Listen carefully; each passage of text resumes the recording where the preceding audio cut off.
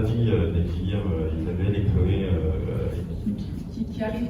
Qui est quelque part. On est quand même très content de l'accueillir. Juste donc vous dire que donc vous souhaitez la bienvenue à Grand'Art, je veux dire que vous êtes ici chez Paris & Co. Pour ceux qui ne connaissent pas, je pense que Pierre va vous expliquer un petit peu quel est notre scope après, n'est-ce pas Pierre? Voilà. Mais en 2 mots, on a un incubateur de start-up. Si en arrivant vous avez trouvé ça un petit peu vide, c'est normal, c'est pas qu'on fait pas bien notre boulot, c'est qu'on vient de recevoir ces 2 étages, on en est très fiers, qui ont vocation à accueillir le hub européen de la FinTech dans quelques mois maintenant, enfin même disons à la rentrée.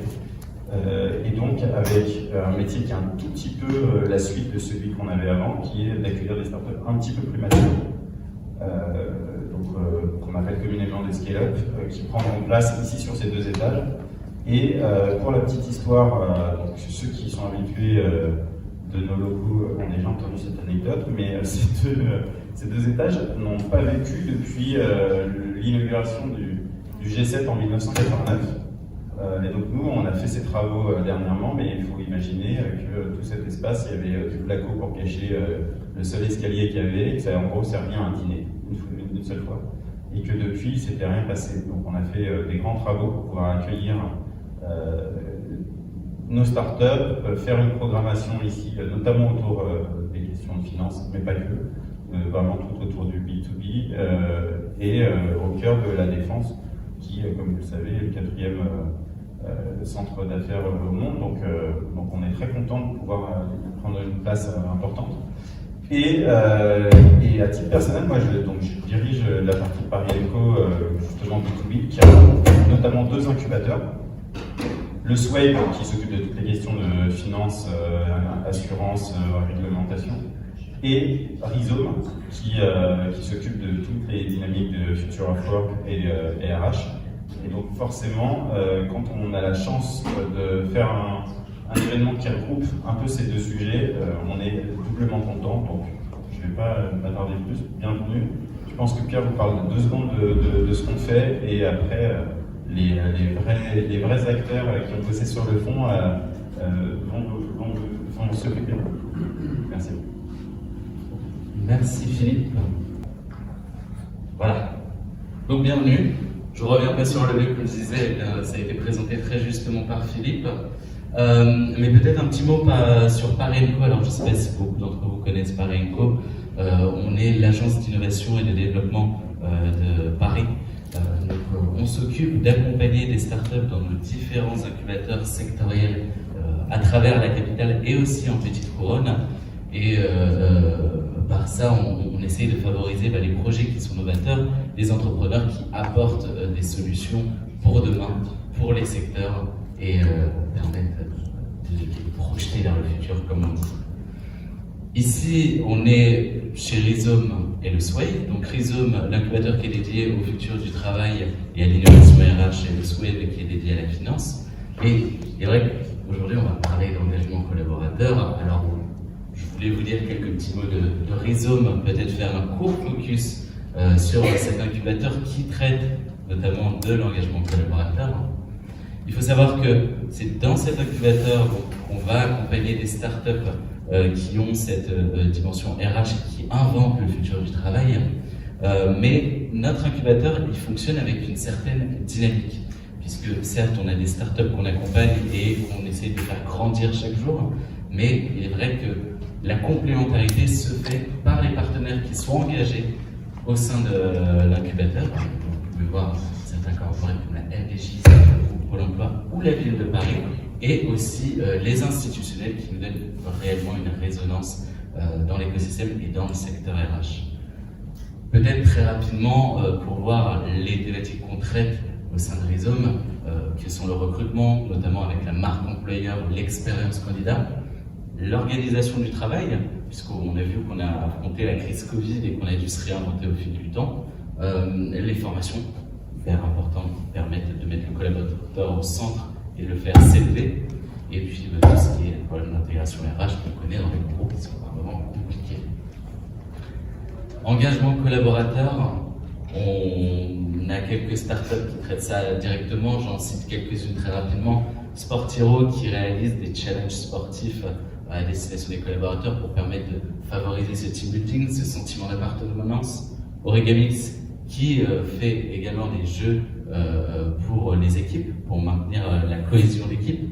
Wellbiz, le bien-être, ou encore Wixar qui fait donc de l'immersive learning et permet de rendre une formation beaucoup plus ludique et engageante pour le collaborateur. Alors avec moi, je suis avec Isabelle Werner-Daegui et Chloé Vraiment d'Enchi, pardon. Et je vais les laisser se présenter puisqu'aujourd'hui on a un sujet qui va être très intéressant, qui est la finance et la RSE au service de l'engagement collaborateur. On va voir qu'au travers de la plateforme Ideal, dont je ne vais pas développer, mais que Chloé va très justement définir, on va nous présenter comment réussir à engager les collaborateurs d'Enchi sur cette plateforme de néo-lending d'investissement qui a été lancée. Et pour ce faire, alors je donne la parole à qui? Je donne la parole à peut-être Isabelle. Allez. Bonjour à tous. Alors j'avais une petite question technique. Où se trouve la caméra pour les personnes en ligne? Juste ici. Donc je ne vois pas du coup. Sinon.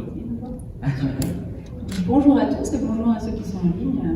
Voilà, je vois des petites mains se lever. Donc je suis en effet Isabelle Verlaine-Échalier et je dirige un cabinet qui s'appelle AUI, I-WE. AUI, c'est un écosystème d'indépendants et de start-up. Je vois certains indépendants et start-up qui sont et donc on travaille dans 2 domaines d'activité. Le slide d'après. On travaille dans l'accompagnement agile des transformations, le change management qui est un petit peu galvaudé maintenant, et on appelle tout ça l'accompagnement agile des transformations, l'agilité comportementale, collective et individuelle, et l'innovation managériale. Donc, ce qui vous anime chez AUI, vous l'avez compris, c'est de faire bouger les lignes au sein des organisations. Donc bien sûr, le sujet de l'engagement est un sujet chez AUI.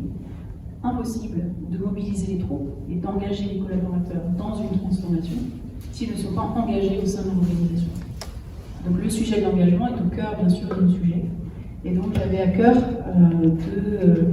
en rencontrant Chloé il y a quelques mois, de valoriser des actions différentes et innovantes.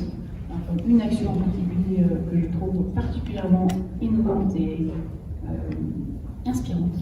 Et donc je suis absolument ravie de faire cette conférence ensemble. On a bien préparé tous les 3. Et voilà, donc je vais vous faire un petit zoom pendant 10 minutes sur l'engagement, pour qu'on soit un petit peu plus tous à peu près au niveau sur ce sujet-là, même si je ne doute pas que vous êtes tous des experts du sujet. Et on va surtout passer beaucoup de temps, la majorité de cette conférence sera dédiée au témoignage de Chloé sur Ideal, et vous pourrez lui poser des questions ensuite, en long, en large, en travers, même pas ensuite d'ailleurs, vous pourrez lui poser des questions tout le temps. Voilà. Pendant la présentation, n'hésitez pas, y compris les personnes qui sont en ligne, vous pouvez le faire sur le chat. Est-ce qu'ils peuvent prendre la parole? Oui, ils peuvent. Parfait. Vous posez la question, mais vous posez la question sur le chat et du coup Alexis pourra retranscrire. C'est parfait, super. Alors l'engagement, c'est voilà. La première chose, c'est pourquoi on parle d'engagement. C'est quoi le sujet et pourquoi c'est un enjeu aujourd'hui au sein des entreprises. Alors, je ne sais pas si vous avez déjà entendu parler les uns des autres de l'IBET, l'indice de bien-être au travail. Ça fait quelques années que ça existe. Moi, je travaillais chez Brinks il y a 10 ans. Déjà, je me souviens de cette personne qui avait créé l'IBET, l'indice de bien-être au travail, et qui est beaucoup suivi par toutes les entreprises que nous sommes, et qui considère aujourd'hui, d'après un certain nombre de critères, que le coût du désengagement est estimé à 14 310 €. Alors ça, c'était en 2020. Je pense que 3 ans avant, c'était à 12 000 €. Et puis, depuis 2020, il s'est passé beaucoup de choses. Alors, il n'y a pas eu de nouvel indice IBET qui a été réalisé depuis. Il serait très intéressant de voir comment ça a pu évoluer en 2022. Alors, 2021, on parle de la grande démission. Vous avez déjà entendu parler de la grande démission, j'imagine. Donc, ça a commencé aux États-Unis. 40 millions de personnes démissionnent. On a bien sûr en France aussi été impacté. Donc en France, on a un niveau de démission en CDI qui est supérieur de 19,4% comparé à 2019. Alors pourquoi? 2 raisons majeures. La première, on a bien sûr un marché de l'emploi qui va mieux, qui se porte bien, avec 12% de CDI en plus par rapport à l'année dernière. Et deuxièmement, et ça je pense que vous ne serez pas surpris, on a un rapport au travail qui a complètement changé, qui a révolutionné, on a révolutionné les modes de travail. Je ne sais pas si vous connaissez Marc Alevi, qui est un philosophe physicien que j'admire beaucoup, que je suis beaucoup, et qui parle des 5 ruptures. Il parle justement de la révolution des modes de travail. Et je pense qu'on est en train de vivre ensemble une révolution des modes de travail comme il n'y a pas eu depuis au moins 100 ans. Donc bien sûr que ça a un impact sur les salariés qui changent et les aspirations qui changent. Les aspirations des salariés qui changent. Alors oui, il y a la génération Y, les millennials, mais il n'y a pas que les générations Y. Il y a l'arrivée du télétravail qui fait que notre perception et nos aspirations sur notre relation au travail ont complètement changé. Alors, de quoi on parle en fait? C'est quoi l'engagement? Alors, je vais vous donner une définition, il y en a beaucoup. C'est très difficile de définir l'engagement, de trouver une définition. J'ai pris celle qui me parlait le plus. Elle date un peu, c'est écrit en petit, mais elle date de 2006. Mais je l'aime bien parce qu'elle parle des émotions. Elle parle. Donc c'est John Gibbon qui décrit, alors je vais le lever, c'est trop petit. Décrit l'engagement comme étant l'intense connexion émotive et intellectuelle qu'un collaborateur éprouve envers son travail, son organisation, son management et ses collègues, qui le poussent à son tour à fournir de lui-même des effets supplémentaires de son travail, des efforts supplémentaires de son travail, c'est plus important, pardon. En gros, c'est l'intense connexion émotive et intellectuelle d'une personne qui le pousse à fournir des efforts supplémentaires pour son travail. Okay, bon, c'est une définition parmi d'autres, moi elle me parlait bien. On ne va pas, on aurait pu se dire que cette conférence était dédiée au sujet de l'engagement. On s'est posé la question avec Chloé quand on préparait cette conférence. On a beaucoup échangé toutes les deux sur la différence entre l'engagement et la motivation, l'engagement et l'expérience collaborateur. Du coup, on a toutes les réponses, toutes les deux, pas forcément toutes, on n'a pas la science infuse, mais en tout cas, on s'est beaucoup challengé sur ce sujet pour se préparer, et puis on s'est dit, bon, finalement, on va surtout parler d'IDEAL, donc puis on pourra en reparler après au café si vous le souhaitez. Donc du coup, alors les facteurs finalement reconnus d'engagement. Qu'est-ce que font les entreprises aujourd'hui, et depuis quand même quelques années, pour travailler sur l'engagement collaborateur? Voilà. Alors la première chose, je me suis permis de reprendre ce graphe qui a été réalisé par Talent Consulting. Ils ont fait un livret blanc sur l'engagement collaborateur que je trouve assez remarquable. Donc je me suis dit que c'était intéressant pour vous de partager ça. Et dans lequel il y a donc pour eux, en tout cas les 6 facteurs qui permettent de réussir l'engagement. Donc c'est intéressant, c'est des choses qu'on voit, qu'on a déjà vues. Alors il y a souvent dans les entreprises beaucoup d'intention, peut-être qu'il y a un décalage entre l'intention et l'action, l'intention et la réalité, un travail en toute transparence, c'est pas forcément évident. Mais j'ai trouvé que ça permettait en tout cas de poser un cadre que l'on voit beaucoup dans l'entreprise. Très bien, mais vous avez compris que finalement, on vivait dans un nouveau, je vous ai parlé tout à l'heure de la révolution des modes de travail. Il s'est passé quelque chose depuis 2020. Et je ne suis pas sûre, et nous ne sommes pas sûrs que ça suffise, que tout ça suffise. Et je pense qu'il faut repenser la manière d'engager les collaborateurs. Et donc du coup, notre vision de l'engagement est justement de travailler sur ce qu'on a appelé l'engagement augmenté. Donc je ne sais pas comment on met un accent quand on écrit en lettres majuscules. Donc du coup, c'est ce que j'ai dit à Pierre tout à l'heure. Donc il n'y a pas d'accent, et vous avez compris que c'était l'engagement augmenté. Alors qu'est-ce qu'il y a derrière? Tout simplement, déjà, on s'est posé la question de ce qu'il y avait derrière. Alors il y a l'engagement pour l'entreprise, pourquoi engager? Et puis pourquoi engager quand on est collaborateur? Pourquoi s'engager? Alors, sur ma truc, c'était intéressant d'avoir la symétrie des deux sujets. Alors, l'engagement pour l'entreprise, pourquoi est-ce que l'entreprise souhaite développer l'engagement?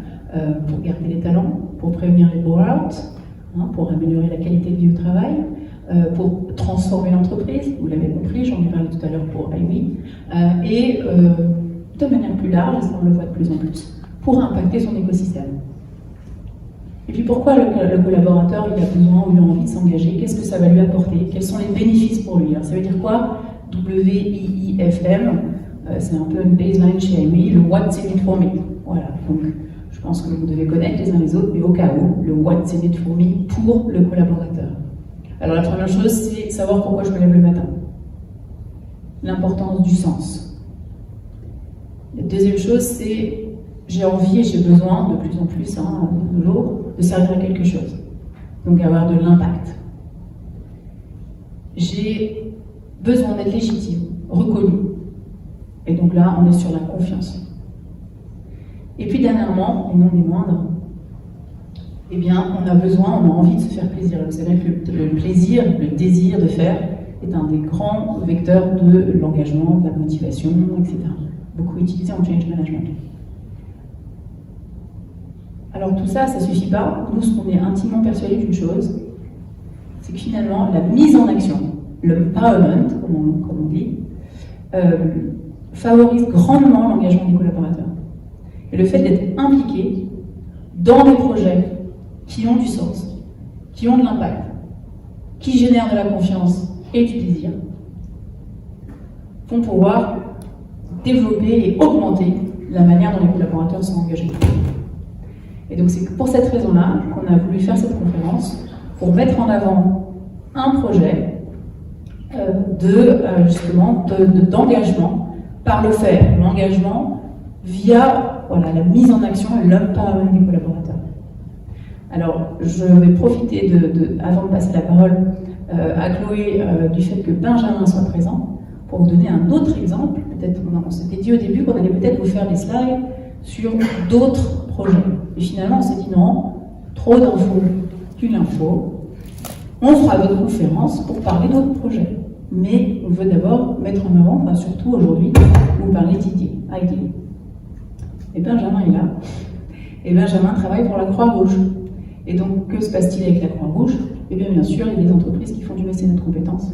Et donc voilà une action très concrète, un projet d'entreprise, ça se fait depuis longtemps, mais peut-être que c'est en train de se développer. C'était une illustration. Et je vais vous en donner un deuxième. Donc Marc Fournier, si tu es en ligne, tu m'entendras. Marc Fournier, qui est un des cofondateurs de la Paillasse, a piloté un programme qui s'appelle Epidemium avec Roche, avec la société Roche. Ils en sont, je crois, à leur 4e ou 5e promotion Epidemium. Donc le principe d'Epidemium, c'est un projet d'open science qui vient collecter la data venant des collaborateurs de chez Roche, pour favoriser la recherche contre le cancer. Donc voilà deux exemples, en plus de Heidi, qui permettent d'illustrer la manière dont on peut engager les collaborateurs autrement par l'action. Et je pense que je vais surtout te passer la parole, ma chère. Bonjour à tous. Donc, je m'appelle Chloé Magan, je travaille chez Engie. Avant de rentrer dans le vif du sujet, je vais me permettre de vous faire une très rapide, promis, présentation d'Engie. Et bonjour à ceux aussi qui sont en ligne. Donc, Engie, on est un groupe énergétique, on est un groupe international. On a fait récemment le choix de recentrer, de changer nos stratégies et de nous recentrer sur nos 4 métiers cœur qui sont les renouvelables, donc la production d'énergie renouvelable, les infrastructures, donc tout ce qui va être transport d'énergie, gaz, électricité, les solutions énergétiques, donc on va parler de réseau de chaud, de réseau de froid, et enfin ce qu'on appelle thermal supply. Et donc on va avoir par exemple nos activités liées à l'hydrogène, on va aussi avoir toutes nos activités de commercialisation d'énergie, que ce soit auprès des particuliers ou auprès des entreprises et collectivités. Et donc ces choix stratégiques portent notre ambition qui est d'accélérer la transition énergétique de nos clients et d'atteindre le net zéro carbone à l'horizon 2045. J'ai la chance de travailler à la direction de l'engagement au sein d'Engie. Et donc cette direction d'engagement, sa raison d'être, c'est de permettre aux collaborateurs d'Engie de comprendre la stratégie du groupe, de se l'approprier et de l'incarner au quotidien. Et j'ai vraiment le plaisir d'être la chef de projet d'Aidin, qui est un projet qui a le mérite en fait de rendre cette notion d'engagement qui peut être assez abstraite, de la rendre très concrète, puisque on a Ideal, c'est une plateforme digitale, les collaborateurs sont acteurs sur cette plateforme et donc cette notion d'engagement devient super concrète. Les objectifs de cette plateforme, c'est quoi? La première, c'est de créer du lien. Créer du lien entre les porteurs de projets au sein du groupe. On a un grand groupe, on a de multiples activités et les porteurs de projets, leur but c'est de faire réussir leur projet, mais pas forcément de travailler à la visibilité de ces derniers. Et via Ideal, on permet de mettre en lumière des projets, de leur donner accès à un public. C'est une plateforme faite par Engie pour Engie, donc ce ne sont que les collaborateurs d'Engie qui ont accès, mais on va donner de la visibilité sur des projets menés partout au sein du groupe à des collaborateurs d'autres entités. Donc la première, c'est de créer du lien, et c'est de le créer dans la durée. Le créer dans la durée, pourquoi? Parce que comme on s'appuie sur des principes de financement participatif, même si ce n'est pas une plateforme de financement participatif, eh bien les collaborateurs vont suivre ces projets dans la durée. Et c'est ça qui est important en fait. On n'est pas sur du one-shot, on est sur du suivi sur le long terme. Et il y a, comme vous vous en doutez, une forte dimension pédagogique. On ne va pas se contenter de montrer le projet comme ça une fois. On va vraiment prendre le temps d'expliquer ce qu'est le projet, comment il crée de la valeur pour le groupe, comment il sert la stratégie du groupe, donc accélération de la transition énergétique, mais aussi comment il crée de la valeur, donc la valeur économique. Et le petit plus, c'est que ces collaborateurs qui vont suivre dans la durée ces projets, ils vont être associés au succès. Donc associés au succès comment? En célébrant les réussites du projet, mais de façon aussi, là encore, très concrète, ils vont être associés financièrement. Le succès du projet, c'est leur succès aussi. Alors concrètement, comment ça marche? Ideal, c'est une plateforme, moi je la présente systématiquement comme une plateforme d'engagement. On a eu la chance de rencontrer sur notre chemin October, qui est une scale-up que certains d'entre vous connaissent peut-être, qui font du financement pour les PME, donc c'est une alternative auprès de Ken. Et donc, grâce à ce partenariat, on bénéficie de l'expertise, du savoir-faire, mais également de la technologie d'October. Donc, en gros, notre plateforme Ideal, c'est la jumelle de la plateforme October, qui a été adaptée aux contraintes et aux ambitions d'Engie. Donc, on a cette plateforme qui est accessible uniquement aux collaborateurs d'Engie. Nous avons des projets Engie qui sont ouverts auprès durant des campagnes. On permet aux collaborateurs de se positionner sur ces projets. Ils se positionnent comment? En prêtant leur argent, donc c'est de l'argent personnel, entre 20 et 2 000 euros par projet. Pourquoi 20 euros? Pour que ce soit accessible au maximum de personnes et 2 000 euros pour des contraintes légales. Mais c'est une très bonne chose en fait, parce que ça évite que la plateforme soit trustée par un seul type de profil, parce que la diversité est quand même très importante, que ce soit la diversité de projets ou de collaborateurs qui vont se positionner. On a un groupe divers, c'est important que ça se reflète aussi sur cette plateforme. Donc je suis prêteur, je vais prêter une somme, on dira 20 euros sur un projet, et je vais avoir 1% de taux annuel d'intérêt garanti. Donc 1%, c'est pas grand-chose, hein. C'est l'équivalent d'un livret A, mais c'est déjà pas mal. Mais clairement, c'est pas ça qui fait la rentabilité de mon prêt.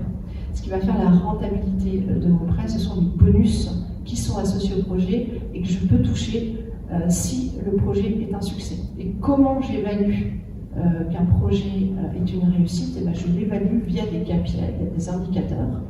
Un projet va avoir entre 2 et 4 objectifs. Je vais vous donner un exemple très concret.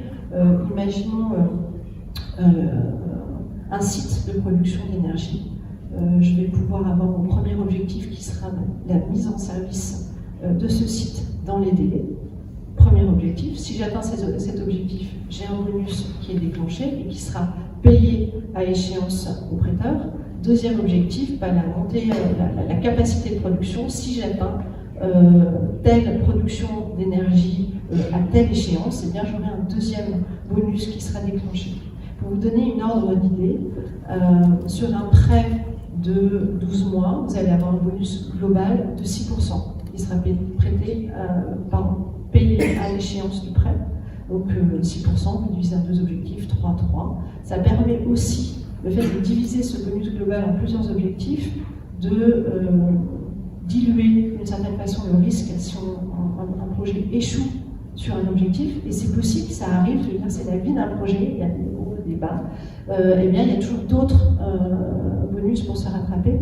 Et cette notion de transparence, en fait, elle fait partie de toute l'approche, de toute la dynamique pédagogique. C'est important de montrer que c'est pas forcément facile la vie de porteur de projet. Les collaborateurs qui se sont positionnés sur le projet, ils sont forcément déçus lorsqu'un objectif est KO, mais c'est aussi l'occasion de se mobiliser, de dire aux porteurs de projet, ok, ça arrive, il reste encore des projets, on est derrière toi, et donc d'avoir vraiment cette notion de communauté qui va s'agréger autour du projet. Donc ces bonus, c'est ça qui va faire le petit plus, qui va rendre ce prêt financièrement attractif. Il faut savoir que l'argent qui est levé via la plateforme, il n'est pas redirigé vers le projet. Il est redirigé vers NJSA. NJSA, en contrepartie, va garantir les prêts, va payer, c'est 1% d'intérêt garanti, va payer les bonus qui sont associés au projet. L'idée ici, c'est vraiment pas la... En fait, la finance, elle va être un moyen, elle ne va pas être une fin.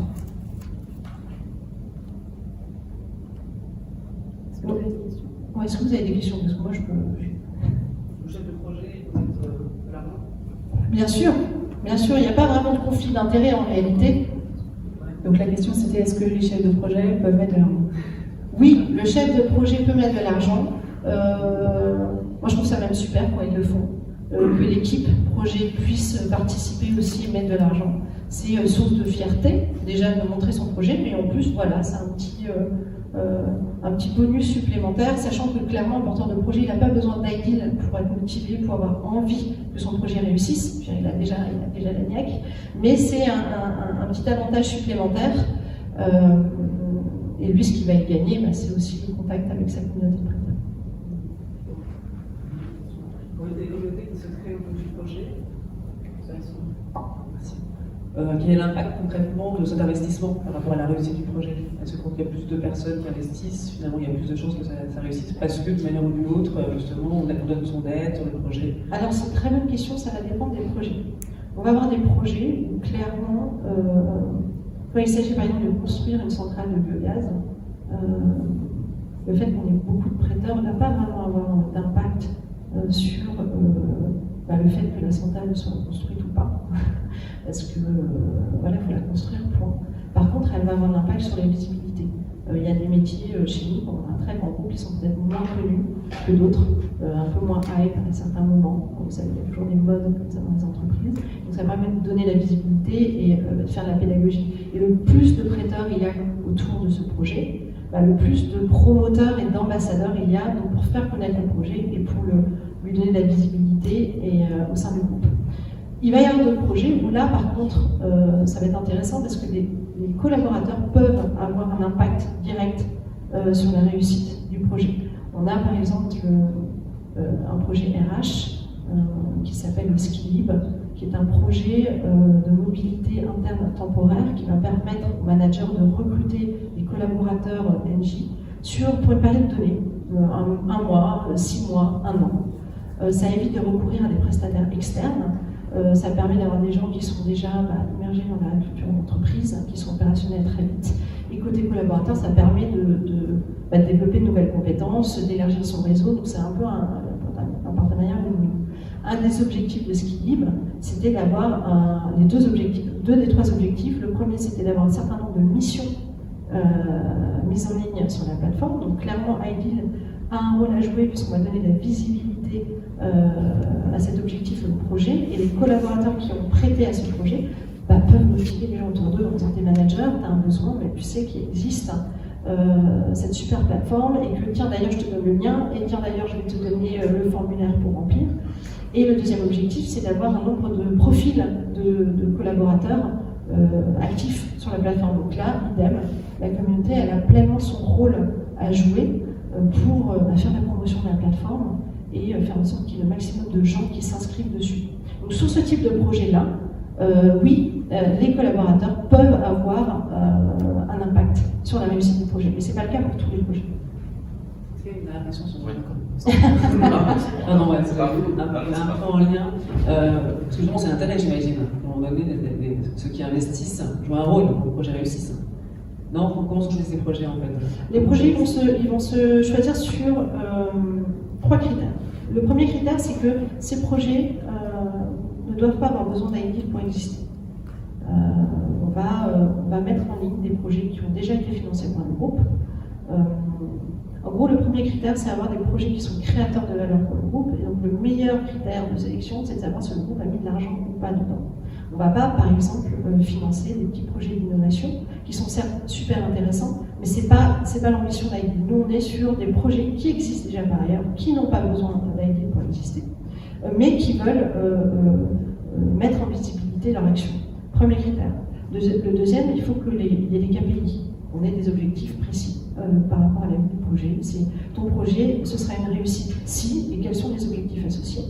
Et le troisième, qui n'est pas négatif, c'est l'envie du chef de projet, en fait, du porteur de projet. Nous, on fait en sorte que ce soit le moins chronophage possible. On sait que les porteurs de projet, leur objectif principal, c'est de faire réussir leur projet. C'est pas forcément communiquer via LinkedIn. Donc nous, on va aider sur tout ce qui est communication, promotion, pédagogie, etc. Mais il faut quand même un minimum d'investissement pour nous fournir la matière, pour nous donner les informations, et puis parce que, encore une fois, c'est un engagement au long cours. Là, vous avez, je retourne sur mes pieds, vous avez la période de financement, qui est une période qui est assez excitante, parce qu'on met en ligne le projet, on fait beaucoup de communication, on explique, on a les vidéos des porteurs de projet, les gens se positionnent assez rapidement, mais finalement, c'est juste le début. Une fois que la période de financement est terminée, qu'est-ce qui se passe? Le prêt commence à courir. Et donc, on a des prêts qui vont durer. Le plus petit prêt qu'on ait eu, c'était 9 mois. Et le plus grand qu'on ait, c'est 36 mois. On pourrait faire plus, mais on ne le fait pas parce qu'on estime que 36 mois, c'est déjà pas mal en termes d'immobilisation de l'argent des collaborateurs. Et autant faire plusieurs prêts sur un même projet que de faire un prêt de 4 ans, 5 ans, 6 ans, c'est beaucoup trop. Donc une fois qu'à la fin que le prêt a été financé, là ça y est, le prêt associé au projet a été financé, là on rentre dans le dur. Comment est-ce qu'on arrive à maintenir ce lien et à animer cette relation entre le porteur de projet et les collaborateurs sur la durée? On a un truc très pragmatique qui est déjà les remboursements qui vont avoir lieu tous les mois. Donc je suis prêteur sur iDeal, je vais avoir une partie du capital que j'ai prêté et une partie des 1% garantie annuelle, donc quelques centimes clairement, qui vont tomber dans mon portefeuille iDeal tous les mois. Mais je vais avoir le porteur de projet qui, lui, va me communiquer des nouvelles de projet à peu près tous les 3 mois. On s'est dit que 3 mois c'était pas mal. Plus on va avoir de projets, plus les collaborateurs vont s'engager, plus il y aura de matière. Et donc on ne veut pas non plus les submerger d'informations. 3 mois, on trouve que c'est pas mal. Après, c'est juste, voilà, c'est un standard, on peut s'en éloigner. Il y a des porteurs de projets qui communiquaient plus, d'autres qui communiquaient moins. Mais c'est vraiment, l'intérêt, c'est de communiquer tout au long du projet et de donner des informations, soit qui sont juste intéressantes par rapport à la vie du projet, soit qui vont donner des informations sur le fait qu'on est prêt ou moins d'atteindre les objectifs et donc de déclencher les bonus. Ces bonus, donc évidemment, lorsqu'on atteint les objectifs, on est super content. On le célèbre non seulement avec la communauté de prêteurs agrégés autour du projet, mais plus largement aussi avec toute la communauté iDeal. Donc par communauté iDeal, j'entends les collaborateurs qui se sont connectés à la plateforme, qui participent, pas en prêtant, mais qui participent par exemple sur le Yammer en posant des questions, en applaudissant des collègues. En fait, on a vraiment différents degrés d'engagement par rapport à iDeal. On a vraiment des prêteurs qui sont très actifs, mais on va avoir aussi des gens qui n'ont pas encore passé le cap, parce qu'on parle quand même de finances personnelles. Psychologiquement, il peut y avoir un frein, mais qui vont quand même être là, présents, poser des questions et célébrer avec les porteurs de projet. Donc, iDeal, côté porteur de projet, c'est quoi? C'est donner de la visibilité à mon projet au sein du groupe. C'est sortir de mon entité. On a lancé la plateforme en janvier 2021, donc on commence à avoir un petit peu de recul. Sur les projets qui ont été ouverts en 2021, on s'est rendu compte que parmi les prêteurs sur un projet donné, on avait 80% des prêteurs qui n'étaient pas de l'entité porteuse. Donc ça veut dire qu'on arrive vraiment à faire sortir le projet d'identité, ce qui est une excellente nouvelle. Très modestement, mais vraiment très très modestement, on contribue un tout petit peu à la CIOT. Et à Minema, on met en contact des gens qui, par ailleurs, se seraient peut-être jamais parlé. Et le deuxième avantage lorsqu'on est porteur de projet, c'est qu'on a le soutien d'une communauté qu'on s'est de fait engagée, parce qu'ils aiment tellement nos projets qu'ils ont mis de leur argent personnel sur ce dernier. Donc c'est que vraiment, j'ai quand même, au-delà de gens qui aiment bien mon projet, j'ai quand même des ambassadeurs potentiels. Donc aujourd'hui, c'est pas encore très développé, mais on peut avoir des porteurs de projets qui, à un moment, vont solliciter la communauté pour les aider. C'est totalement, nous, l'équipe ID, on encourage même ça, parce que c'est vraiment l'intérêt de cette mise en contact et de cette création. Côté collaborateur, l'intérêt pour moi de participer à l'ID, c'est déjà de faire connaître au groupe tout simplement les projets dans lesquels je vais.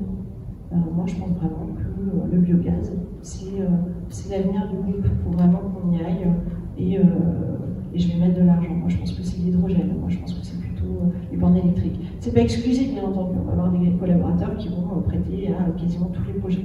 On va en avoir d'autres qui vont être très sélectifs. Donc, ça permet juste de faire entendre le savoir. Et puis, ça permet d'être vraiment étroitement associé au projet. Je vais avoir des nouvelles, je vais avoir des événements qui vont m'être proposés, et puis surtout, je vais toucher mes bonus si jamais le projet est une réussite. Je vous donne quelques chiffres clés. Donc aujourd'hui, on a 5 pays actifs. La France, bien évidemment, la Belgique et l'Italie, qui étaient les 3 premiers pays sur lesquels a été ouverte la plateforme en pilote. Quand je dis pays actifs, ce sont des pays où nous avons des prêteurs. Mais on a depuis accueilli aussi nos premiers prêteurs espagnols et portugais. Combien de Vous avez combien de collaborateurs au total qui peuvent avoir accès à l'ID? Aujourd'hui, on a à peu près 40 000 collaborateurs qui peuvent avoir accès à l'ID. Alors quand je dis qu'ils peuvent, c'est en théorie, ils ont accès à la plateforme, on fait de la communication autour, mais bien évidemment, pour ceux qui travaillent dans des grands groupes, j'imagine que la question de la communication interne ne vous est pas étrangère. C'est pas parce qu'on communique qu'on est entendu. Donc on a 40 000 qui potentiellement auraient accès, on a aussi des gens, des techniciens qui sont sur site et qui ont d'autres choses à faire quand même que de se connecter au Yammer et d'aller sur Internet. Et puis d'ailleurs, des messages email, des emails, on en reçoit trop. Donc ça, mais c'est pas grave parce qu'on a d'autres moyens de les atteindre et puis on prend notre temps pour le faire. Mais on a à peu près 40 000 collaborateurs qui auraient accès. On a près de 4 500 personnes qui sont actives sur la plateforme, c'est-à-dire qui se sont déjà connectées. Par contre, on n'a que, entre guillemets, 493 prêteurs. Alors à l'échelle d'Engie, c'est vrai que c'est faible, c'est assez symbolique. Néanmoins, pour donner une idée du potentiel, c'est 493 prêteurs à eux seuls sur 2021 et sur la première campagne de 2022, ils ont prêté plus d'1 million d'euros. Ils ont prêté près de 1,2 million d'euros.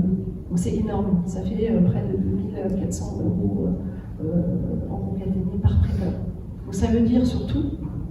Très rapidement, et au niveau du profil des prêteurs, est-ce que vous avez identifié le profil des différents prêteurs en fonction des directions dans lesquelles ils sont, oui. leur poste, etc., un certain critère? Alors on a un profil qui est très macro, parce qu'on a aussi la RGPD, donc il faut qu'on fasse attention avec ça. On en a déduit, de par les montants moyens des prêts, qu'on était plutôt sur quand même des cols blancs. Donc on avait un jeu en termes de diversification des prêteurs. On a quelques techniciens, mais qui sont plutôt une communauté à faire grandir. On a beaucoup d'hommes. Majorité d'hommes plus que de femmes. Par contre, ce dont on s'est rendu compte, c'est que les femmes, elles sont peut-être plus rétives à aller sur la plateforme, mais quand elles y sont, elles vont peut-être sauter le pas plus vite. Et donc nous, on a un vrai enjeu d'élargissement de cette communauté, mais aussi de diversification. En fait, que cette communauté, elle reflète aussi ce qu'est le groupe Engie, c'est-à-dire un groupe beaucoup plus diversifié. Oui. J'ai juste une question dans le chat sur le sujet de la RSE. De la RSE au final. Oui, de la RSE par rapport à ce projet. La RSE, il y a l'environnement. Engie, déjà par nature, par son métier, par sa raison d'être, on est en plein dedans.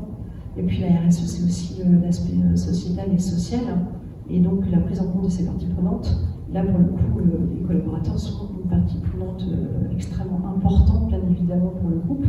Et donc la plateforme Ideal permet à ces collaborateurs d'être, au-delà de ce qu'ils vont faire dans leur activité quotidienne, d'être vraiment acteurs de la stratégie du groupe et de dire aux COMEX, de dire à leurs collègues, ben voilà, moi, ce en quoi je crois, c'est ça.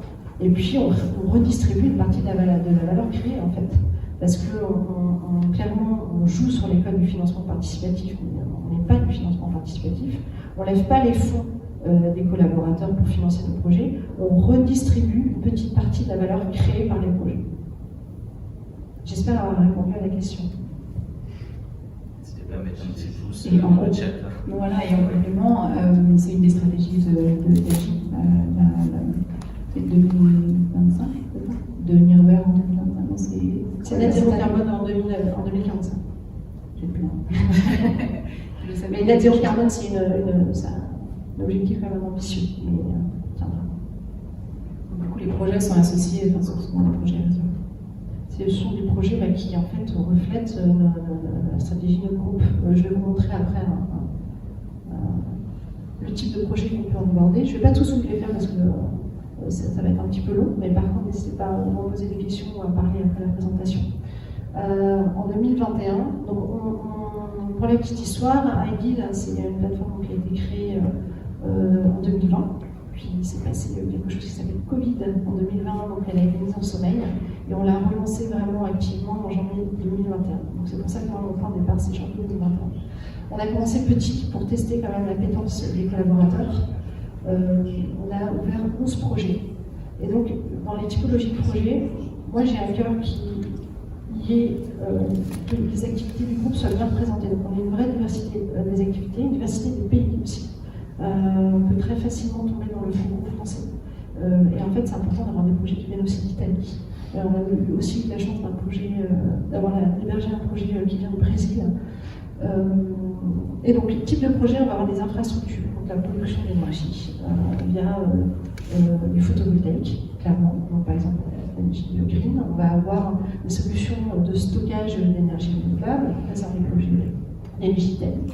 On a le projet Skilib dont je vous ai parlé, donc là pour le coup, qui n'est pas un projet gourmand en CAPEX, et donc qui sort un petit peu des standards qu'on peut avoir quand on parle de BizDev ou de porteur de projet, mais qui contribue à son échelle à créer de la valeur pour le groupe, pas en créant du chiffre d'affaires, en tout cas pas encore, parce que c'est un modèle qui sera peut-être dupliqué à l'extérieur qu'on vendra, mais aujourd'hui à date, il contribue à créer de la valeur comment déjà en développant son capital humain, donc c'est pas anecdotique, et puis en réduisant les coûts aussi, de façon très très pragmatique.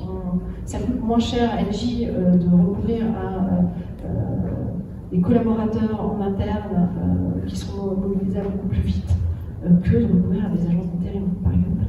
On va avoir des projets un peu innovants, des partenariats avec des startups, par exemple, pour faire de la location de véhicules électriques de seconde main. Donc le côté location, ça va être la startup, et le côté borne électrique pour alimenter ces véhicules, et ben, ce sera côté NJ. Donc voilà, on a vraiment une diversité de projets.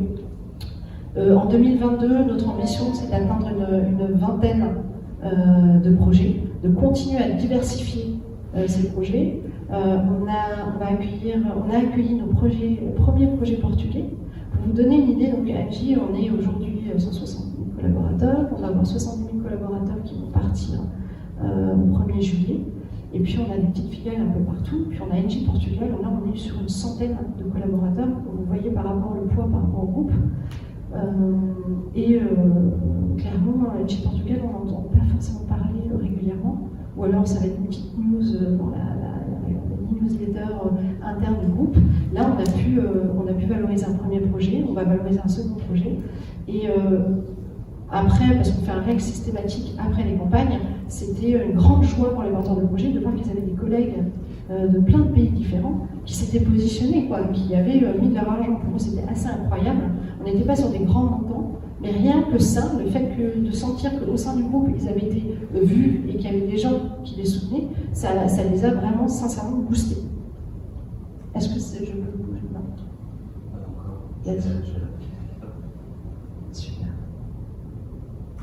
On a eu... bon, ouais, c'est bon.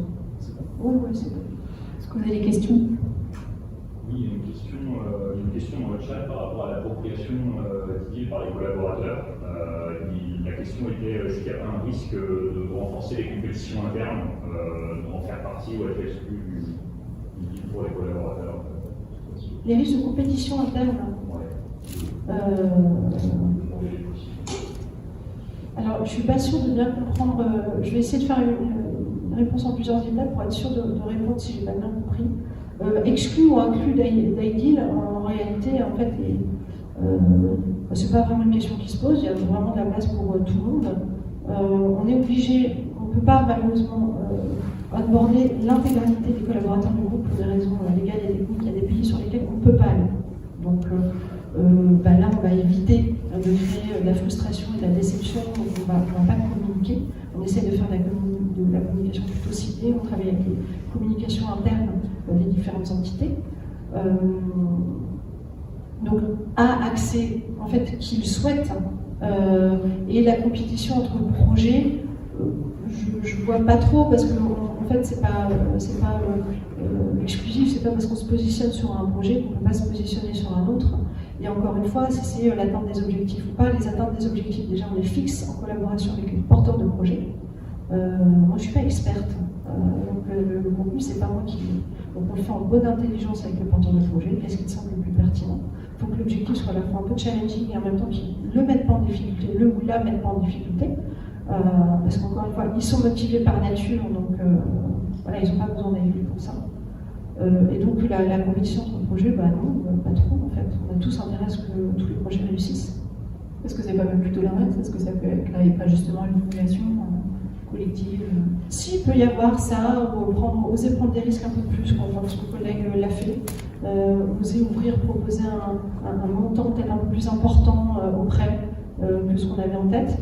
Clairement, comme l'argent ici est vraiment un prétexte, les montants ouverts au prêt, on va plus le calibrer nous. Bon, bien entendu, on essaie de faire en sorte qu'il y ait une logique par rapport au CAPEX. Si le CAPEX il y a, de se dire on va pas sur un projet de 600 000 €, on ne va pas ouvrir le même montant que sur un projet de 40 millions. Mais là encore, c'est du bon sens. Et puis, et quand bien même, on s'affranchit même de cette règle, si le porteur de projet, à un moment, me dit mais attends, tu te rends pas compte, c'est un projet qui chez nous est hyper important, qui a un écho de dingue. Je pense que beaucoup de gens vont vouloir se positionner, y compris chez nous, parce que c'est aussi un motif de fierté en fait pour l'entité qui est porteuse. Donc je te propose qu'on aille au-delà et qu'on double, c'est déjà arrivé. Et à la limite qu'on atteigne ou pas le montant ouvert au prêt, peu importe.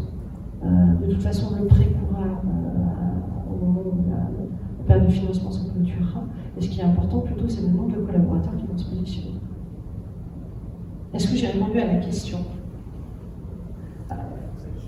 Ouais, je regarde les yeux. C'est pas une forme de précision, ça va être très clair. Voilà, super. Donc, IDEAL, c'est une plateforme d'engagement construite sur les principes du financement participatif, mais on s'affranchit des codes. Et IDEAL, c'est aussi une communauté, en fait, une communauté qu'il faut qu'on anime et qu'on fasse vivre. L'enjeu, il est, comme je vous le disais, sur le long terme. Donc, c'est quoi nos leviers d'animation? Le tout premier, ça va être d'accompagner, c'est tout bête, d'accompagner les collaborateurs dans la création de leur compte. On n'est pas tous digital natives, on n'est pas tous hyper à l'aise avec ce qui est plateforme de financement type Landosphère, Philippe ou autre. Et donc c'est quelque chose qui peut faire peur. Et donc ce qu'on propose, c'est un accompagnement vraiment personnalisé. On fixe des petits rendez-vous comme ça avec les collaborateurs, on va les aider à financer, enfin pas financer, mais à finaliser leur compte. C'est des rendez-vous qui sont hyper intéressants, parce que généralement on va au-delà de ça. Ça permet vraiment aux collaborateurs de poser des questions qu'ils n'auraient peut-être pas osé poser par ailleurs. Sur un Yammer où il y a 40 000 personnes, on n'a peut-être pas envie de poser sa question. Là, du coup, ils peuvent le faire, ça permet de les rassurer, d'échanger. Pour nous, c'est hyper intéressant, parce qu'on a vraiment du feedback en direct. Donc on voit là où on peut avoir des potentiels engouements. Donc ça va être le premier type d'animation. Donc là on est plutôt sur du one-to-one très personnalisé. On va avoir tout l'aspect pédagogie autour des projets. Donc on a un Yammer. Donc Yammer, c'est un réseau social interne sur lequel on va poster régulièrement des nouvelles des projets, où les collaborateurs vont pouvoir poser des questions. On poste beaucoup, bien entendu, durant les campagnes, puisqu'on fonctionne aujourd'hui par campagne, donc on en a entre 3 et 4 par an. Mais on fait aussi de la communication entre les campagnes pour donner des nouvelles des projets, annoncer des bonnes nouvelles, ou même juste donner un peu plus d'informations sur les métiers. Un truc tout bête, en fait, un panneau photovoltaïque, c'est quoi, concrètement dans quel matériau on a besoin, comment ça marche. Bon, ce genre de petites choses qui permettent aux collaborateurs d'approfondir un peu leurs connaissances. On va avoir, je vous en ai parlé, des informations liées au projet qu'ils vont recevoir par mail à peu près tous les 3 mois. On va avoir les visites de site, on n'en fait pas beaucoup, mais on commence à lancer ça. Là, on a organisé notre première visite de site qui aura lieu fin juin, justement une centrale de biogaz. On a proposé aux prêteurs de venir visiter, de voir de visu ce que c'est, de rencontrer la porteuse de projet aussi en physique. Et on a des Q&A avec les porteurs de projet. Généralement, on fait en avance de phase avant le lancement des campagnes, où on va proposer aux porteurs de projet de présenter auprès des collaborateurs qui se seront inscrits leur projet. Et c'est sympa parce que ça leur permet là encore d'expliciter ce qu'ils font, de montrer leur énergie, leur envie, de partager leurs enjeux, et les collaborateurs vont pouvoir poser toutes les questions qu'ils souhaitent. Et enfin, la troisième façon dont on anime et accompagne cette communauté, c'est en connectant les gens, en échangeant avec eux. C'est l'humain. On parle beaucoup des projets, mais nous, ce qu'on aime, c'est montrer les gens aussi qui sont derrière les projets, c'est important. Parce qu'on va aussi avoir des gens qui vont être hyper contents de soutenir le projet, mais surtout qui vont être hyper contents de soutenir Jean-Pierre, parce que Jean-Pierre, quand même, il a fait un super taf, et puis je le connais, et il est top, et vraiment, j'ai envie de lui montrer que je crois en ce qu'il fait. Et puis aussi de mettre en valeur les prêteurs. On a fait des petites vidéos de prêteurs qui expliquent pourquoi ils se sont positionnés. Il y a une phrase que j'ai bien aimée d'un d'entre eux, on lui a posé la question de qu'est-ce que tu dirais à tes collègues, pourquoi est-ce que tu positionnerais, tu les invites à se positionner sur LinkedIn. Sa réponse a été de dire mettez votre argent là où sont vos convictions. Et c'est vrai, donc ça permet d'être beaucoup plus précis dans son soutien. On a des plans d'actionnariat, on a des choses comme ça, on soutient la stratégie du groupe. Là, on est beaucoup plus précis dans son soutien. Et puis, comme c'est quelque chose, un projet qui est interne, on protège les collaborateurs. Une question qui ne m'a pas été posée, mais que j'anticipe. Qu'est-ce qui se passe si le projet échoue? En fait, pour le prêteur, pas grand-chose. Il récupérera son argent, il récupérera les 1% de garantie, et juste, il ne touchera pas les bonus. Vraiment, le risque ici est à son minimum. Le seul véritable risque, et je suis dans l'obligation de façon de le dire, c'est si un chiffre est faillite. Voilà, je vous laisse évaluer la portée de ce risque. Et puis on a aussi, on travaille notre visibilité dans des événements internes, c'est des événements internes de toute taille, on va avoir des grosses marketplaces. Puis on va avoir aussi des petits cafés avec les techniciens, se grèvent sur des dispositifs existants pour échanger avec les collaborateurs, pour leur présenter le projet. Et puis là encore, avoir leur feedback en direct. Le temps qui passe, il nous reste 5 minutes, je crois. Et j'ai terminé, donc c'est parfait. Merci beaucoup pour votre attention. Si vous avez des questions, n'hésitez pas. Vas-y. C'est vrai, j'ai le temps. Pour la question, c'est comment est-ce Le projet par les délégués syndicaux chez SNCF, on peut bien réfléchir. Très bien, parce que comme en fait, c'est une opportunité de repartager, redistribuer, alors une petite partie de la valeur, soyons clairs, mais redistribuer une petite partie de la valeur créée. On a réduit les risques au minimum. Le projet a été très bien accueilli par les organisations syndicales. Et théoriquement, ça peut coûter très cher ce projet. Parce que si tout le monde investit que ça marche, ça fait 6% en plus pour chacun en avance, si je comprends bien. 6% sur la durée du prêt. Donc 6% en un an, oui, mais t'as raison, c'est ça. 6% en un an.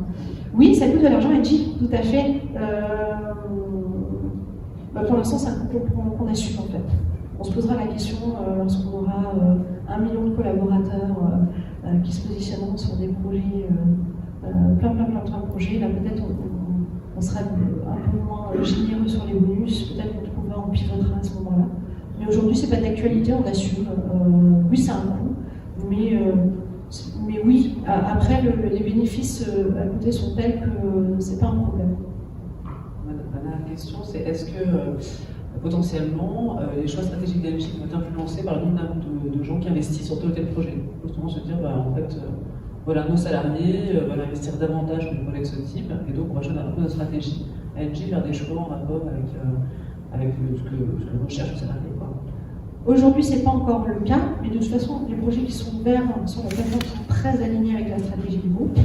Mais plus il y aura de prêteurs sur cette plateforme, effectivement, il y a un moment où ce sera très intéressant de faire remonter qu'il y ait un bottom-up comme ça qui se passe en disant les collaborateurs, quand même, de telle entité ou sur tel projet, ils sont quand même très très mobilisés, très présents. On va travailler aussi beaucoup avec les entités. Les entités sont toujours très intéressées d'avoir le REX après une campagne, de savoir, au-delà du nombre de collaborateurs qui ont prêté, d'où ils viennent, qui est-ce qu'ils sont, est-ce qu'on a beaucoup de gens d'autres entités, est-ce qu'ils sont très mobilisés ou pas. Donc on travaille avec les directions com, un peu RH, enfin, tous ceux qui s'approprient, parce que l'engagement c'est pas uniquement RH, tous les gens qui vont s'approprier cette ambition d'engagement. Évidemment, pour une entité, c'est toujours intéressant de savoir ce qui se passe au niveau des collaborateurs. Bravo, c'est super. Une question. D'abord, bravo, c'est très intéressant. Je trouve que c'est très malin de transformer les salariés en acteurs. C'est très difficile. Est-ce qu'on peut te demander de recommencer? Parce que ceux qui sont en ligne, ils n'ont pas entendu. Je ne sais pas comment ils s'arrêtent. Oui, je disais bravo, c'est très intéressant. Je trouve que c'est très futé de transformer les salariés en prêteurs. Pour les impliquer, je pense qu'aussi, même si c'est marginal, c'est peut-être un moyen de redistribuer un peu d'argent en échappant aux charges sociales et en remboursant les intérêts plutôt que de donner du salaire. Ça peut coûter un peu moins cher. Les deux parties sont gagnantes. Je ne pense pas que ça représente de grands montants. En fait, sur le symbole, ça va être plutôt sympa. Alors, une ou deux questions pour avoir bien compris. J'ai bien compris que le projet était ouvert, le rôle de prêteur était ouvert à d'autres acteurs que l'acteur du projet lui-même, plus large. C'est-à-dire qu'il y a un côté un petit peu spéculatif, ou pari, je dirais, pour ceux qui ne sont pas sur le projet, qui tiennent, ça m'intéresse, je vais mettre un peu l'argent là-dedans, soit parce que c'est plus sympa d'acheter un ticket la Française des Jeux, parce que je suis un peu plus impliqué dedans, ou soit parce que c'est plus sympa que de le mettre sur la nouvelle des épargnes, parce que je risque de gagner un peu plus, il doit y avoir ce côté-là, j'imagine. Donc, sur un projet, ma question était de savoir si vous avez mesuré le taux d'adhésion des acteurs du projet.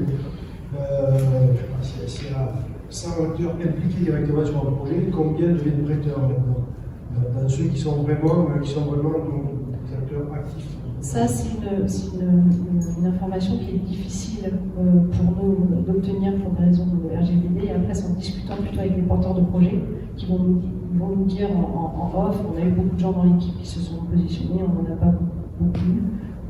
À partir du moment où c'est nominatif, c'est à peu près qui bosse sur le projet, ça va être compliqué d'avoir cette information-là. Et puis pour revenir sur le côté spéculatif, évidemment, les gens vont mettre de l'argent aussi en espérant avoir les bonus, en disant que c'est toujours plus rentable qu'un livret A ou un livret d'épargne. Mais pour ce qui est de savoir est-ce que c'est risqué ou pas, est-ce que le projet vraiment il va atteindre des objectifs ou pas, nous on essaie de communiquer, mais évidemment encore de donner des informations qui permettent aux gens de se positionner. Mais encore une fois, les collaborateurs sont complètement libres de demander aux porteurs de projet des informations supplémentaires pour pouvoir vraiment faire leur choix en connaissance de cause en fait. Non, mais c'est très vertueux, je trouve ça très vertueux. Merci. Alors, il y a une autre question par ici, après on aura une question en ligne, il me semble. J'arrive. Oui, alors effectivement, bravo à Engie, c'est l'approche innovante. Nous venons de parler du déroulement et puis même de la finalité de ce projet. Moi, je m'interroge sur la genèse avant 2020, à savoir, effectivement, sans trahir les secrets de fabrication, mais qu'est-ce qui a fait que, quelles ont été les étapes, ou en tout cas les acteurs qui ont donné cette impulsion, voir un petit peu d'où vient effectivement cette belle initiative. Je suis ravie que tu me poses cette question, d'autant plus que ce n'est absolument pas moi qui suis à l'origine de ce projet. Moi j'ai repris le projet en septembre 2020. En fait le projet il est né en 2018. Il Il est né dans la tête d'une porteuse de projet qui a quitté Groupe depuis, qui s'appelle Valentine Deprez, et qui, en tant que porteuse de projet, a rencontré des frustrations parce qu'elle trouvait que son projet, elle avait envie d'avoir des soutiens autres que les soutiens du management et les soutiens traditionnels. Elle voulait que son projet soit mieux connu, elle voulait d'avoir le soutien de ses pairs, de ses collègues. Et donc elle a eu cette idée-là. Le projet, il a itéré plusieurs fois. Au départ, il est parti plutôt sur l'investissement, puis finalement, on a twisté, on a allé sur du prêt grâce à October. Et elle a réussi à obtenir en fait le soutien du COMEX de l'époque, qui l'a laissé faire, en fait, qui lui a donné les moyens de construire from scratch cette plateforme et ce projet. Et donc elle a abattu un travail énorme parce que je vous laisse imaginer toutes les problématiques en termes juridiques, les problématiques techniques, d'où l'intérêt de travailler avec October, même les problématiques financières, aller expliquer à la direction financière qu'en fait, on va perdre de l'argent, mais en fait on ne le perd pas vraiment, on l'investit dans les collaborateurs. Donc elle a réussi à fédérer tous ces gens-là, donc de façon informelle. Plus de 150 personnes ont contribué au sein du groupe à faire naître Ideal. Et puis bon voilà, suite au Covid, après elle est partie, moi j'ai repris le projet, mais j'ai eu la chance de reprendre un projet qui bénéficiait d'une base super solide en termes de soutien. Et puis d'un point de vue technique, enfin voilà, tout était fait en fait. C'est avant tout, je dirais, une ouverture d'esprit et puis une aventure humaine. Exactement, ouverture d'esprit, le petit pas de côté, et puis humainement, oui, ça a été très riche et ça l'est encore aujourd'hui, pas de la même façon pour moi que ça l'a été pour Valentine, mais complètement. Exactement. Vous êtes au profit de l'engagement collaborateur, ce qui est intéressant, parce que le travail au sein du service engagement collaborateur d'Engie. Il existait déjà? Non, à l'époque, non, il n'existait pas. Non, elle était vraiment comme une entrepreneuse. Elle a mené son projet et au moment où elle est partie, il fallait faire atterrir le projet quelque part et c'est semblait assez évident qu'il soit hébergé au sein de la direction d'engagement. Alors on a une petite question en ligne. Comment mesurez-vous, ou pouvez-vous mesurer l'impact d'Ideal sur l'engagement des collaborateurs dans les pays concernés?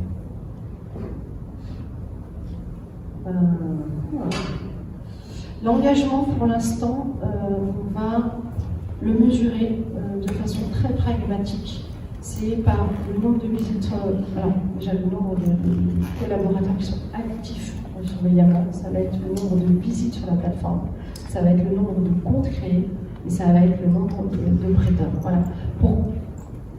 Pour l'instant, on se cantonne à ces indicateurs. Pourquoi? Parce qu'ils ont le mérite d'être hyper clairs, hyper pragmatiques. On est capable. Enfin, l'impact n'est quand même pas anodin de dire à un pays t'as X collaborateurs qui sont actifs et qui prêtent à des projets au sein du groupe. C'est quand même un indicateur, moi, que je trouve personnellement assez fiable. En tant que collaborateur, je mets mon argent personnel. Je le prête sur des projets, je fais le pari que ce projet mené par l'entreprise pour laquelle je travaille, il va réussir et c'est mon argent. On n'alloue pas de bourse, on ne fait pas de ce qu'on appelle d'abondement, par exemple, on s'est posé la question. Mais en fait, c'est un petit peu absurde. Si on prête on donne de l'argent aux gens pour qu'ils nous prêtent. Enfin, c'était pas logique. Mais donc, c'est des gens qui doivent quand même faire cet effort-là de prêter leur argent. Et pour moi, c'est pas un effort anecdotique. Donc, cet engagement-là, ça va être comme ça qu'on va le mesurer. Mais là encore, on est à l'engagement maximum. J'ai prêté de l'argent, je récupère un peu d'argent tous les mois, je le reprête à d'autres projets. Donc, là encore, c'est assez vertueux. Mais on a aussi un engagement aussi simple que je vais sur le Yammer. Je pose des questions, je lis les posts, je like, qui est le premier petit pas en fait. Peut-être pour compléter par rapport à la question, c'était sur l'engagement collaborateur, c'est-à-dire là tu as parlé de l'engagement sur Ideal, et du coup est-ce que vous le corrélez avec votre baromètre sur l'engagement collaborateur par exemple en Italie? Est-ce qu'aujourd'hui vous avez commencé à faire ça ou... Non, aujourd'hui on n'a pas encore commencé à le faire. On le fera peut-être lorsqu'on aura une base de prêteurs qui sera plus importante. Aujourd'hui, je pense pas. Enfin, c'est une information, mais on n'a pas encore corrélé. pense que ça a répondu à la question. Si jamais, n'hésitez pas dans le chat. Bonjour. Ces projets-là, est-ce que il y a des secteurs préférés? Des secteurs préférés? Oui, oui. Est-ce que c'est lié avec les activités de Angie? Et la taille, il y a des critères ou pas pour ces projets? Ah, pour les projets, non. On a des projets qui sont toute taille. On va avoir des gros projets d'infrastructure, comme on va avoir des projets par exemple, de développement de plateforme digitale. Donc les montants, bien évidemment, investis ne sont pas du tout les mêmes. Ça va aller de quelques centaines de milliers d'euros à plusieurs dizaines de millions d'euros. Donc là encore, la taille des projets, ce n'est pas un critère. Plus on a de projets différents, mieux c'est en fait, je trouve. En complément, ce que je trouve vraiment très très intéressant, c'est que ce sont des projets qui sont déjà financés par Engie. Donc ça veut dire que ce sont des projets qui sont déjà considérés comme créateurs de valeur pour l'entreprise. Et donc ça permet aux collaborateurs, prêteurs ou pas, parce qu'avec toute la communication que vous faites, du coup tout le monde en entend parler, de comprendre quelle est la valeur de l'entreprise, quelle est la stratégie de l'entreprise et où est-ce qu'elle souhaite mettre la valeur. En valorisant ces projets d'entreprise, oui, c'est une manière indirecte d'acculturer tous les collaborateurs à ce vers quoi veut tendre Engie en termes de création de valeur. Juste une précision, ça va peut-être échapper. Les 6% dont vous parliez, ça concerne une rémunération plafonnée des bonus, c'est bien ça? Les 6%, ça va être effectivement la rémunération plafonnée pour un prêt de 12 mois. Plus l'argent du collaborateur est immobilisé longtemps, plus cette enveloppe globale de bonus, elle va augmenter. Donc on peut aller jusqu'à 18% sur un prêt de 36 mois. Et je pense qu'on va peut-être clôturer. Vous en êtes d'accord, justement, peut-être passer pour ceux qui sont avec nous un peu plus de temps tous ensemble. Et puis peut-être traduire pour Yama et Olema qui sont avec nous. Et moi je voulais remercier grandement par exemple pour cet accueil. C'est un lieu magnifique. Vraiment, on ne pouvait pas être mieux accueillis. Et c'est vraiment un plaisir d'être ici. Merci beaucoup, c'est un très joli lieu. Et merci beaucoup. Merci pour ce super témoignage. Je n'avais pas vu. Merci beaucoup, Marie-Senko. Merci aussi à toi, Isabelle, d'avoir impulsé le mouvement pour qu'on fasse cette belle conférence. Je vous dis à bientôt. Si vous avez des questions, vous avez mon nom, vous me retrouverez assez facilement. Exactement, merci à vous deux aussi, Isabelle, Chloé. Je remercie aussi les personnes qui étaient dans l'audience pour être restées avec nous jusqu'au bout des 10 minutes. Et merci à vous tous d'être venus chez nous, c'est toujours un plaisir. Pareil, on est là pour accueillir grandement tous ceux qui souhaitent venir et découvrir des beaux projets aussi qui sont portés au sein du quartier de la Défense, puisque Engie est juste en face de nous, vous ne le voyez pas. Mais voilà, donc merci à tous. Vous avez des petites victuailles qui nous attendent juste derrière, un petit café. Malheureusement pour ceux qui sont en ligne, on va devoir vous quitter là, mais c'était un plaisir. Donc on fait un grand coucou et on vous retrouve pour une prochaine conférence. Merci à tous et à bientôt. Merci.